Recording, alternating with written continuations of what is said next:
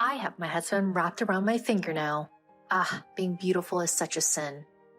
What? That's a lie. You didn't notice until now? Well, he's mine now.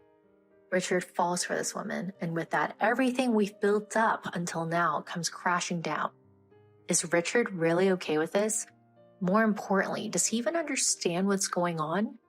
Everything goes dark before my eyes. My name is Taylor, a 45-year-old woman this year. Currently, I work as a yoga instructor in the suburbs of Tokyo. When people hear yoga instructor, they might imagine something glamorous. That's usually only for young female instructors. To be honest, older instructors like myself in their 50s don't usually have that much popularity. That's why my life depends on my husband's income. My husband Richard is 48 years old, older than me. At 48, most people worry about the results of their health checkup and are fearful of being diagnosed with a metabolic syndrome. But Richard is different.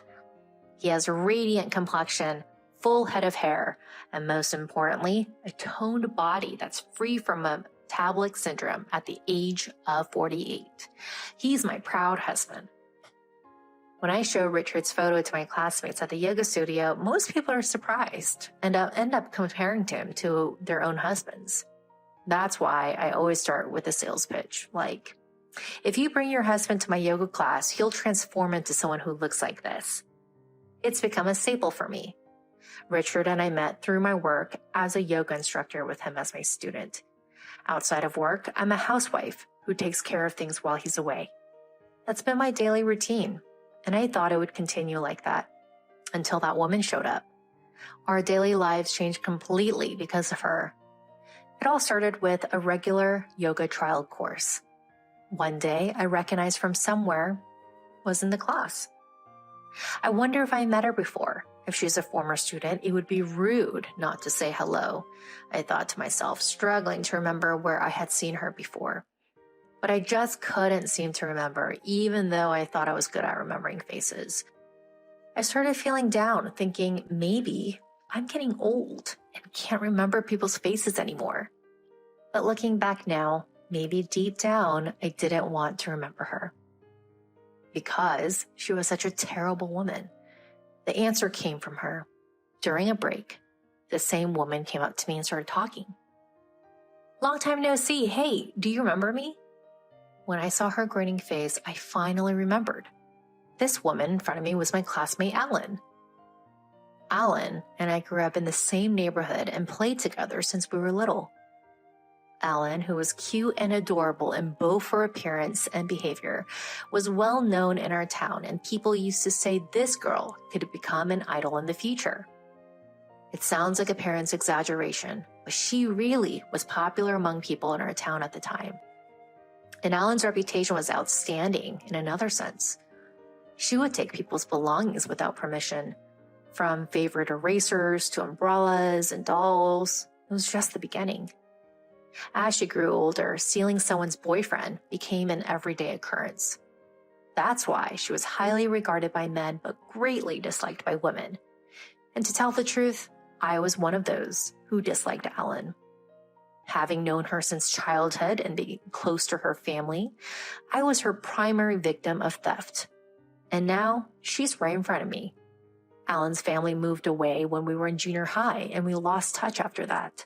How on earth did she find out about me? Although I had a bad feeling inside, I kept my usual business smile on my face. Could it be Alan? Long time no see. Of course I remember you, I said with a forced smile. I moved to this town, you know, and when I saw the poster for the yoga class, I thought I've seen that face before. But looks don't matter for a yoga instructor, huh? If someone like you can do it, then I might be able to do it too. This woman hasn't changed, even at this age. Listening to the words that came out of Alan's mouth, I quickly realized. And today, at the trial class, I decided not to mention my husband in my usual sales talk. It's no joke to have my life partner stolen at this age, and the woman who could do such a thing is Alan. It happened after the trial class that day. I was caught trying to leave quickly to avoid Alan and ended up having a late lunch with her. As soon as we sat down, Alan's endless boasting began. under the guise of updating me on her life. Apparently, she had a hard time with many men hitting on her after moving and was even scouted by a certain idol agency. Alan kept talking forever, with stories that were hard to tell whether they were true or false, ignoring her lunch. As the conversation dragged on, it seemed she just wanted to show off her current life.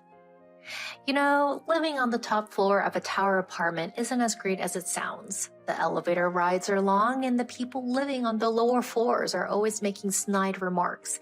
It's the worst, right? But what's even worse is my husband. He's a lawyer and makes good money, but his looks. He's the same age as me and a fat, out-of-shape guy. Well, thanks to him, I could be a stay-at-home wife. But being a stay-at-home wife is tough too. Oh, you wouldn't be able to handle that kind of life, would you? I mean, even at your age, you're still a yoga instructor. While saying it's the worst, her face was clearly soaked in a sense of superiority. Wasn't that husband of hers stolen from someone else too? Suppressing the urge to say that, I quietly played the listener. If I didn't react interestingly, Alan would get bored, or so I thought. Did you manage to get married? What? Really? What kind of person is your husband? Is he a plain, unattractive, out-of-shape guy like you? I could not help but get angry at Alan's words that seemed to mock me.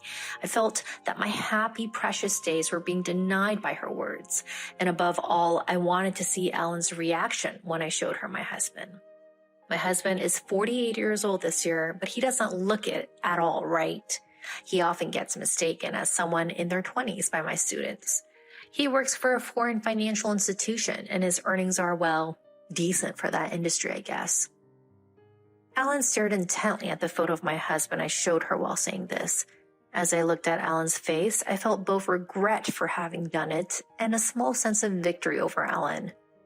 But that feeling of victory was fleeting. Wow, I might like this guy. I had done it. Alan's words were a signal that she had found her prey. My sense of superiority over Alan disappeared immediately, leaving only regret. But it's okay. She doesn't know where I live or my contact information yet. If I leave without telling her anything, it'll be fine. Suppressing my rising anxiety, I continued to chat casually with Alan, pretending nothing was wrong. Of course, beneath our casual conversation was a battle between Alan trying to get more information about my husband and me trying to avoid it. I managed to end the conversation without giving Alan any information. I felt relieved that it worked out and went home that day, but Alan started coming to my yoga classes more often, trying to learn more.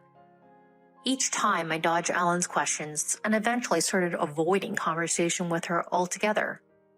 Perhaps, sensing my attitude, one day Alan suddenly stopped coming to the yoga classes. I did it. That woman finally gave up. We may have been successful when we were younger, but now we're both middle-aged women in our 40s. There's no way things will go our way at this age. Serves her right. I grabbed a sense of victory this time and made a small victory pose. However, at that time, the real winner was not me, but Alan, because she had already gotten close to my husband, Richard. After that, my peaceful everyday life continued for a while. I sweated as a yoga instructor and devoted myself to housework as a good wife, supporting Richard at home. It was so peaceful that I completely forgot about Alan's recent visit. In retrospect, it must have been the calm before the storm. While I was spending my days in peace, I was slightly concerned about the change in Richard's attitude. Sorry, I don't need a lunchbox for a while. I'm going to have lunch with a client. Or, sorry, I've been busy with work lately. I'll be home late, so eat dinner without me. Oh, I forgot. I'll eat dinner on the way home, so don't worry about my portion. He used to prioritize family over home and come home right away. But if it's work, there's nothing I can do. Richard's hard work might lead to a better treatment at work. As a wife who protects the home, all I can do is support Richard. Besides, at the same time, I started teaching a new evening course at the yoga studio, so I didn't have much time to think deeply about it. So I believed what Richard said. And at the time, I believed that both of us being busy with work was a good thing and didn't doubt it. In hindsight, I was really stupid. One day, after a busy stretch, Alan appeared at the yoga studio. During class, for some reason, she kept giving me a smug look. It was the face that I hated the most. Class ended, and as I was cleaning up alone, Alan came over. Mocking my defensive stance and with a confident smile, she said, "Your husband is such a wonderful man, isn't he? His gestures while eating are cool, and his dimples when he laughs are so cute. Oh, did you know he has a funny mole on his back, that guy?" So that's what it was. The reason this woman disappeared from my sight wasn't that she had given up on my husband Richard, but that she had already succeeded in getting close to him. The gestures while eating and the dimples when laughing mean they have shared meals together many times?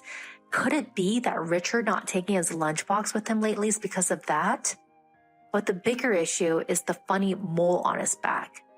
If I connect the fact that he showed her his back and that Richard has been coming home late recently smelling like soap, the answer is obvious. This woman has already slept with Richard many times. I shuddered.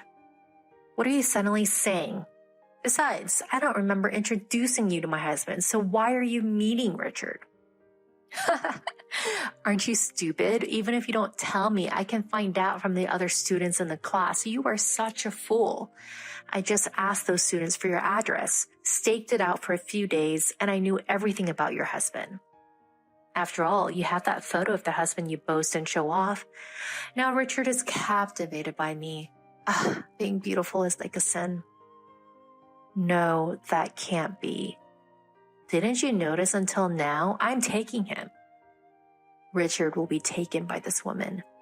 If that happens, everything I've built up until now will be gone. Is Richard really okay with that? Rather, does he even understand what's going on? My vision went dark. As I thought about the possibility of losing everything we had built together and Richard's feelings, Alan left, laughing at me, clutching my stomach in disbelief. I was left alone in the classroom. Calm down and ask Richard for confirmation. It could just be Alan's solution. More than anything, I wanted to confirm Richard's true feelings. What will he do with everything we've built up so far? And above all, what do you think of me now? That day, when I confronted Richard after he returned home, he easily said, "Sorry, everything Alan said is true. I might have done something wrong to you, but you're the one who's bad. Your cooking is always tasteless, and you never compliment me when I come home from work. Besides, you always order me around, telling me to exercise and use this lotion." In contrast, Alan is kind. Unlike you, she always tells me I'm cool and her cooking is delicious. It's so different from you. Wait a minute. The seasoning of the dishes and the exercise. It's all for you. And yet you talk like that. What about the promises we made about work? You said at the time. Richard interrupted me and yelled, "Shut up! It's all your fault. You're always bossing me around, telling me to do this and that. I don't need a woman like you anymore." We're married, aren't we? Let's just talk it out properly. I have my reasons for asking you to do various things. You're so annoying. Enough already. Today I'm going to Alan's house. Alan is different from you. She's kind and doesn't boss me around. With that, Richard left the house. Left alone, I sighed. I never thought Richard felt that way. It's true that I've asked Richard for various things. But to Richard, did it seem like I was ordering him around? Still, it was all for Richard's sake. Everything I've done for Richard was denied by the very person I did it for. That being said, I think the way he said it was honestly too much. Blaming everything on me and insisting I'm not the one at fault. And finally, I'm going to Alan's place where she'll treat me kindly? What kind of elementary schooler is he? I can't believe this is coming from a man who's almost 50 years old. Is that Richard's true nature? I admit my words and actions were bad, but looking back at Richard's attitude just now, my love for him cooled off all at once. Rather, he's head over heels for Alan, and it seems like he doesn't care about me anymore. That's when I realized, if that's the case, I'll just hand Richard over to Alan completely. If I do that, I might be able to get back at Alan twice over for all the grudges I've held so far. Recalling Alan's face when she laughed at me, I made up my mind. Next time, it's my turn to laugh. I'll get back at that woman twice over. Alan just came to the yoga class the next day as well. Just like yesterday, she looked at me with a smug expression throughout the class. That smile won't last long. I reassured myself and calmed my emotions.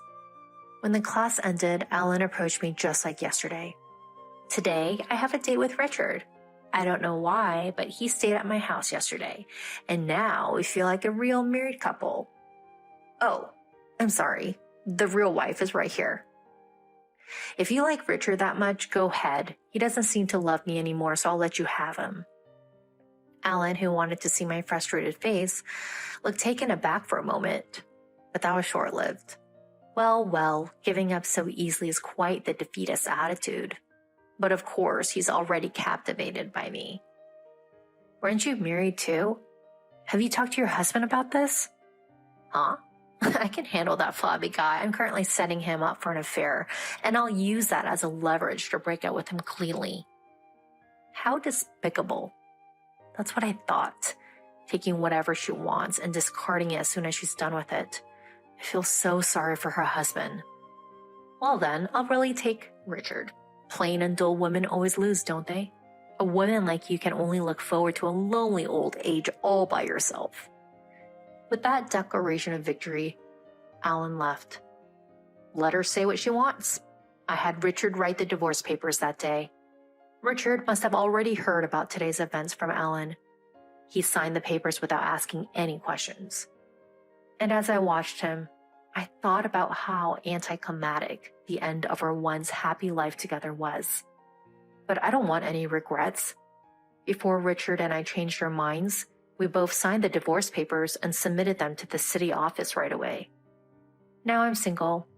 I rented a place nearby, and for a while I lived a comfortable life alone.